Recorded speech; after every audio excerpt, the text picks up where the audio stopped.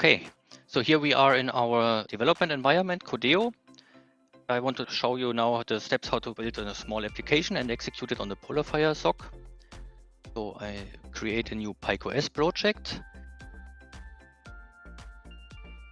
First of all, of course, we need the configuration for the board and the partitioning in the system. We call this integration projects. So I clone an integration project for my board. We have several demo projects which we can use as starting point. I start with a simple PikeOS native demo, which has one partition for PikeOS native application, and I select board support package for the PolarFire board. I click here on finish, that the project is created. Now we have the configuration of the board.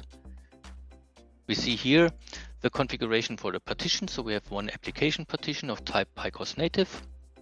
And here is the configuration with all the settings for the board support package for the BSP, with all the drivers which are needed, serial network, and all the configuration which is needed there. Of course, then we need an application which will be executed in the partition. So I will create a new PikeOS project. Now I use an application project of type PikeOS native.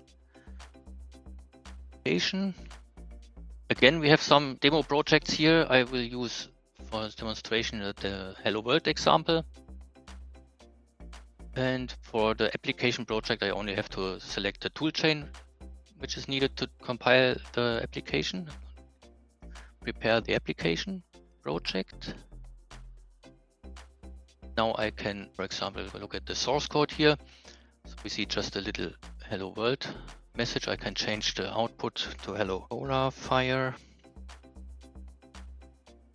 Save it, and then I can just say make install in the application project, which compiles the application and installs it in a place that the integration project can reference it.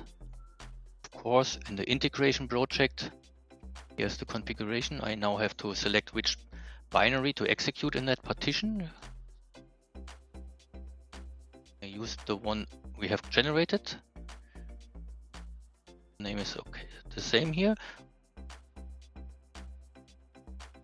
I save this configuration, and then I can generate the boot image.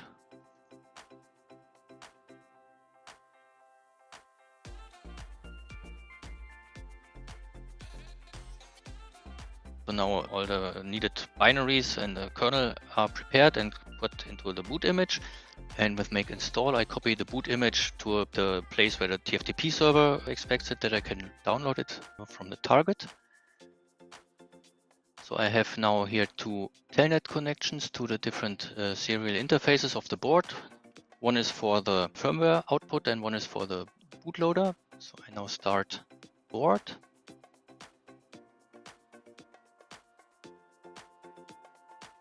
We see now the board is starting up. Here is the message, the output from the firmware. Here we see the bootloader.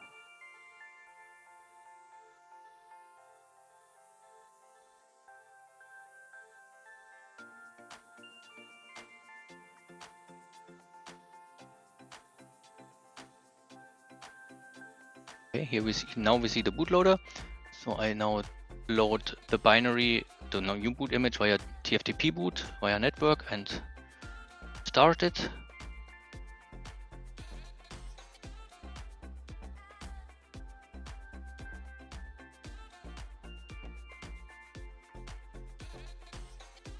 Now the DTB are transferred via network, and now PikeOS is started. We see the boot messages of the PikeOS kernel, and here the output of our application. Hello PolarFire, some output.